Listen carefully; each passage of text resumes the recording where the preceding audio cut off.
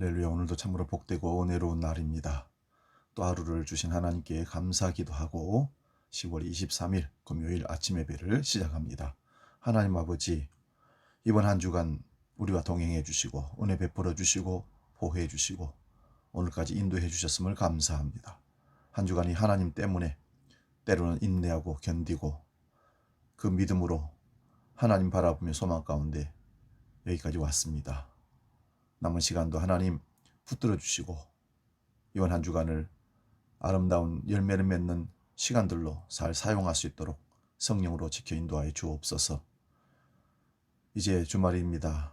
또 하루를 주일을 준비하는 예배를 준비하는 그 마음으로 성결하게 지켜내게 하시고 주일날 온 가족들이 온 성도들이 함께 예배할 수 있는 그 축복을 누리게 하여 주시옵소서. 오늘도 주께서 주시는 말씀을 사모하면서 나가기를 원합니다.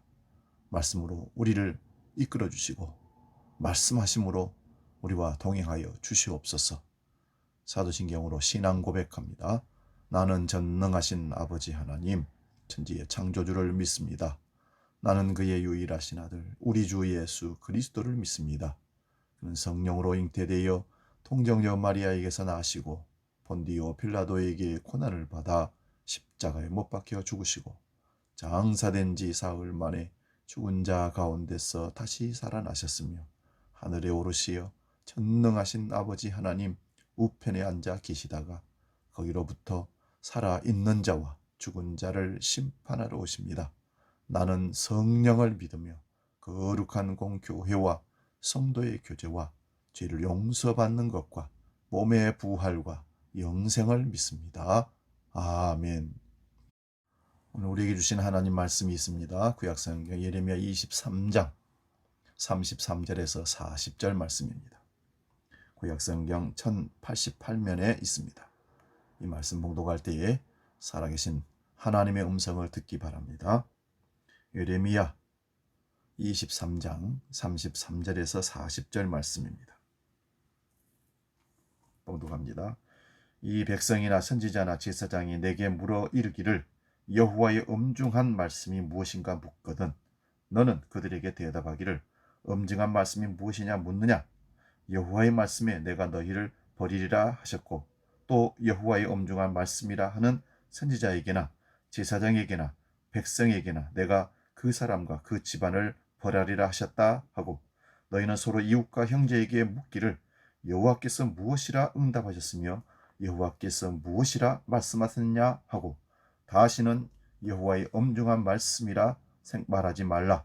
각 사람의 말이 자기에게 중벌이 되리니 이는 너희가 살아계신 하나님 만군의 여호와 우리 하나님 말씀을 망령되이 사용함이니라 하고 너는 또 선지자에게 말하기를 여호와께서 내게 무엇이라 대답하셨으며 여호와께서 무엇이라 말씀하셨느냐. 너희는 여호와의 엄중한 말씀이라 말하도다. 그러므로 여호와께서 이와 같이 말씀하시되 내가 너희에게 사람을 보내요 너희는 여호와의 엄중한 말씀이라 하지 말라 하였으나 너희가 여호와의 엄중한 말씀이라는 이 말을 하였은즉 내가 너희를 온전히 버리며 잊어버리며 내가 너희와 너희 조상들에게 준 이 성읍을 내 앞에서 내버려 너희는 영원한 치욕과 잊지 못할 영구한 수치를 당하게 하리라 하셨느니라. 아멘. 오늘 봉독한 이 말씀으로 엄중한 말씀, 엄중한 말씀, 다른 번역으로는 부담되는 말씀, 이렇게 제목을 잡았습니다. 오늘 본문의 말씀은 어제 제가 말씀 중에 예레미야가 이스라엘 백성들에게 전한 말씀을 엄중한 말씀, 부담되는 말씀이라고 잠깐 소개했었습니다. 오늘 그 말씀을 우리가 한번 살펴보면서 말씀의 은혜를 나누고자 합니다. 근데 오늘 이 말씀의 뜻을 참 이해하기가 어렵습니다. 본문은 하나님 말씀을 엄중하다고 말하는 사람들에게 내릴 재앙을 예고하고 있는데 하나님 말씀을 가볍게 여기는 것이 문제지 그것을 엄중하게 여기는 것이 무슨 잘못이 있겠습니까? 하지만 여기서 엄중하다는 말은 다른 뜻입니다. 표준 새 번역을 통해서 읽어보면 이 단어를 부담되는 주의 말씀이라고 번역을 하고, 공동 번역에는 짐스러운 여호와의 말씀이라고 번역하고 있습니다. 본문은 하나님 말씀을 짐스럽다며 조롱하는 사람들에게 대한 경고의 말씀이 아닌가, 이렇게 본문을 접근하면서 해석해 봅니다. 성경에는 두 종류의 예언자가 등장합니다. 하나는 궁전에 머물면서 왕실이 필요를 할 때마다 규룡하복을 예고하고 복을 빌어주는 궁중 예언자들이 있습니다.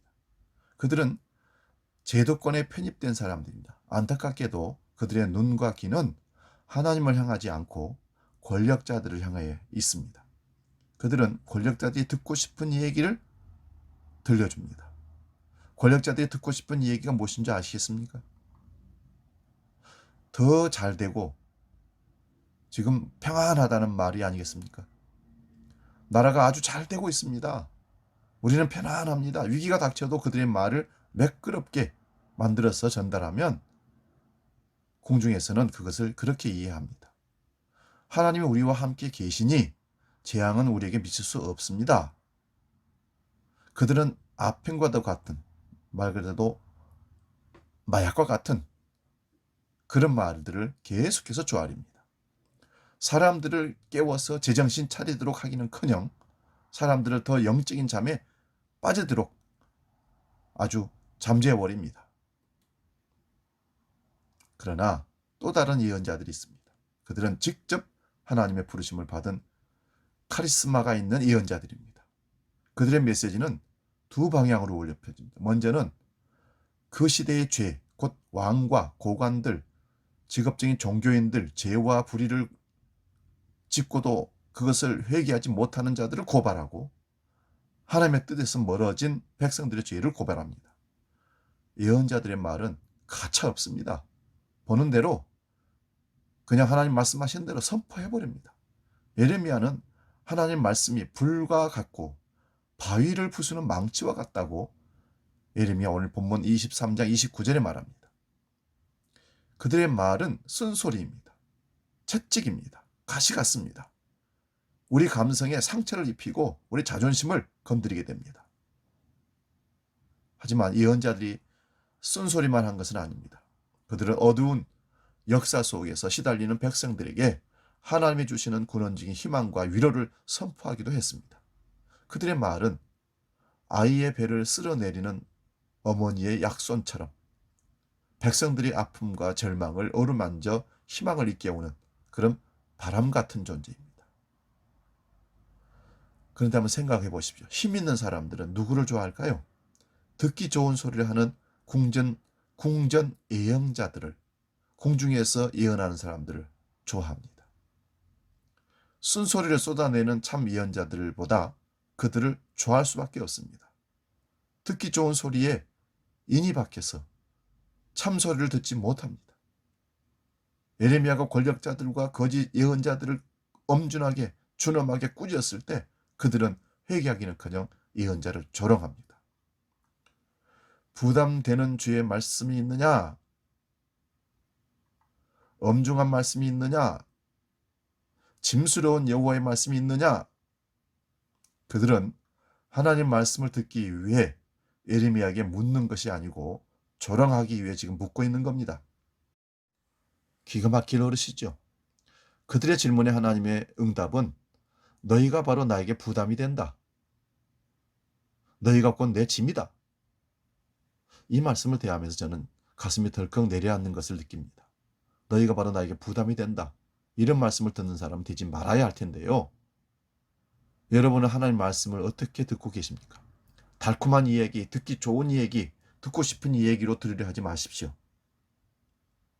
부모가 자식들이 말 안 듣고 말썽 피우고 공부 안 하고 기대에 미치지 못할 때 너희들 키는 것이 내가 너무 힘들다, 부담된다 할 수 있습니다. 하나님의 쓴소리를 제대로 들어야 우리 삶이 빗나가지 않고 정도로 갈 수 있는 겁니다. 누군가가 곁에서 나를 사랑하는 마음으로 쓴소리를 해주고 훈계해주고 채찍을 들어줄 수 있는 사람이 있다는 것은 오히려 그 사람을 건강하게 만들고 그 사람을 성장하게 바른 길로 가도록 인도해주는 조력자가 되는 것입니다. 무조건 칭찬하고 박수만 친다고 좋은 게 아닙니다. 틀린 것을 틀리다고 얘기하면서 그를 고치는 노력이 또 필요합니다. 우리가 성경을 읽는 까닭은 교양을 얻기 위해서가 아닙니다. 마음의 위안을 얻기 위해서도 아닙니다. 많이 읽어서 상탈하는 것도 아닙니다. 하나님의 뜻대로 사는 참 사람이 되기 위한 채찍을 맞기 위해서 아프지만 읽습니다. 아프지만 그 말씀을 간직합니다. 그 말씀을 받아들입니다. 우리가 마음을 열고 성경을 읽으면 우리가 성경을 읽는 것이 아니라 성경이 우리 삶을 읽고 우리에게 훈계하고 깨닫게 합니다. 다시 말씀드립니다. 우리가 성경을 읽는 것보다 성경이 우리를 읽어낼 수 있도록 마음을 열고 접근해야 됩니다. 어느새 하나님 말씀은 거울이 되어 우리의 살아가는 모습을 그대로 비추어 잘못된 것을 고칠 수 있도록 거울이 되고 척도가 될 것입니다. 진실을 보기 싫어하는 사람들은 성경을 읽지 않습니다. 바쁘다는 핑계로, 어렵다는 핑계로, 부담스럽다는 핑계로, 또 어떤 사람들은 성경을 편하게 읽는 방법을 터득했습니다. 성경에서 보고 싶은 것만 보고 싶고 듣고 싶은 것만 듣는 겁니다. 부담이 되는 주의 말씀, 짐이 되는 주의 말씀을 눈 감고 길을 막아버리는 것이죠. 그러면서 건너뜁니다. 여러분, 우리 배고프다고 밥도 건너뛰는 경우가 있습니까? 근데 영혼의 건강을 위해서 그 밥을 맵고 짜고 때로는 힘들 수도 있지만 먹어야 하지 않습니까? 그래야 살 수 있는데 우리의 성경 읽기는 마치 감옥에 갇힌 삼손과 같지 않은가 생각해 봅니다. 삼손은 이스라엘 사사 가운데 불출세의 영웅이죠. 사자 입을 찢을 정도로 힘이 장사였습니다. 그러나 그는 술과 여자를 너무 좋아했어요. 술 먹으면 꼭 실수를 합니다. 실수를 만회하기 위해서 자기 힘을 엉뚱한 데서 말썽을 피우고 그는 자기가 왜 이 세상에 왔는지 잘 몰라서 그저 즐기면서 합니다. 그래서 오늘은 괴로워서 한번 먹고 내일은 또 즐거워서 먹고 모레는 잊어버리기 위해서 먹고 이스라엘의 적국인 블레셋의 입장에서는 삼손이 참 부담이 됩니다. 어떻게든 없애버리려고 하는데 방법이 없습니다. 그러다가 그들은 미인계를 씁니다. 들리라는 어여쁜 여인을 통해서 그들은 삼손의 힘이 비결이 어디 있는지 그것을 캐냅니다. 마침내 그들은 삼손의 힘의 뿌리가 머리카락을 자르고 두 눈을 뽑아 감옥에 가두는 연자맷돌을 돌리게 하는 비참함으로 끌고 가버립니다. 그런데 혹시 성경에서 짐스러운 하나님의 말씀이라는, 부담스럽다는 하나님 말씀이라는, 엄중하다는 하나님 말씀이라는 머리카락을 자르고 눈을 뽑고 우리의 욕망과 편견의 맷돌을 돌리게 하고 있지는 않는지요? 우리 때문에 하나님 말씀이 무력해져 버린 것은 아닌지 걱정입니다. 하지만 저는 확신합니다. 하나님 말씀은 죽지 않습니다. 살아있고 운동력이 있다 했습니다. 성경은 삼손이 겪은 비극 뒤에 이런 말을 덧붙입니다. 그러나 깎였던 그의 머리털이 다시 자라나기 시작하였다. 사사기 16장 12절에 그렇게 말합니다. 사람들이 하나님 말씀을 조롱해도 그 말씀은 삼손의 머리털처럼 자라나 다시 역사의 변혁의 힘으로 작용합니다. 예레미야 36장에는 너무 의미심장한 장면이 나옵니다. 하나님 말씀을 바로 전했던 예레미야 선지자는 집권자들의 미움을 사서 감옥에 갇히고 맙니다. 하지만 예레미야 선지자는 하나님 말씀을 전하지 않을 수 없습니다. 예레미야는 자기 비서인 바룩을 불러서 하나님 말씀을 불러줍니다. 바룩은 그것을 파피루스 종이에다가 두루마리에다가 기록을 합니다. 예언자는 바룩을 성전에 보내 모든 백성에게 하나님의 말씀을 전하게 합니다. 바룩은 그 사명을 잘 감당했습니다.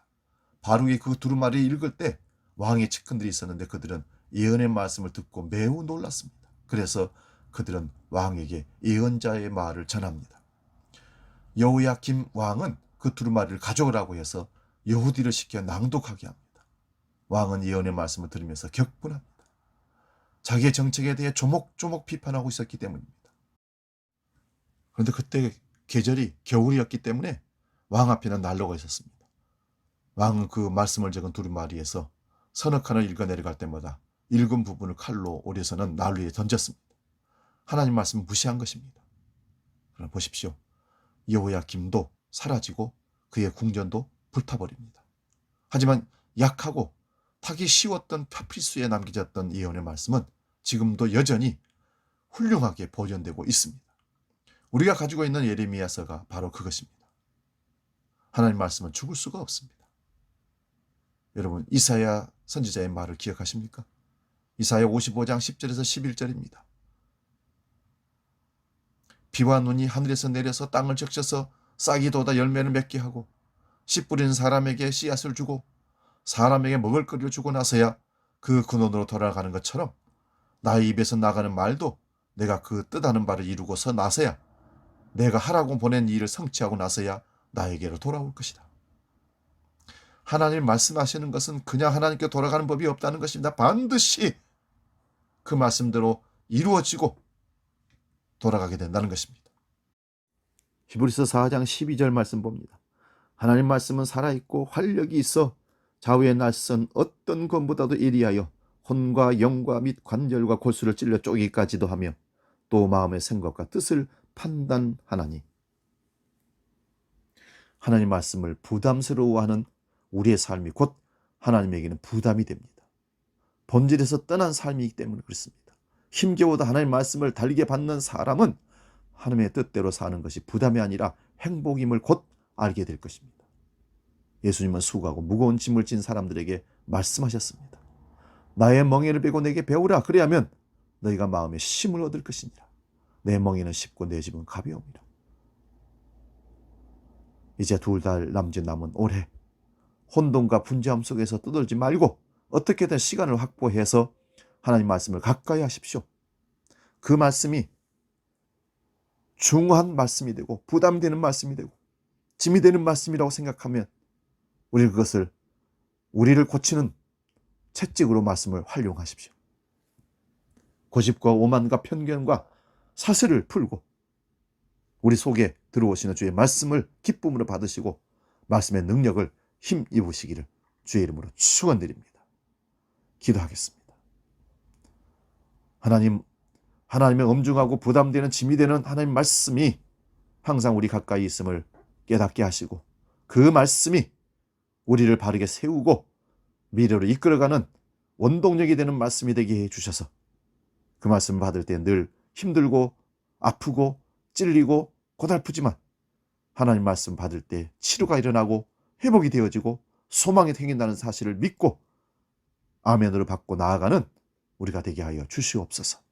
우리 모두가 말씀 앞에 바로 서서 자기를 말씀의 거울에 비춰 항상 조율하고 바르게 사로잡아 내가 듣고 싶은 말만 듣는 게 아니라 때로는 상처가 되고 자존심 상하고 아프고 가시 같은 채찍 같은 말씀일지라도 아멘으로 받아서 내 영혼을 고치고 내 삶을 방향을 바로 이끌어가는 말씀으로 받아 누릴 수 있는 은혜를 우리에게 허락하여 주옵소서.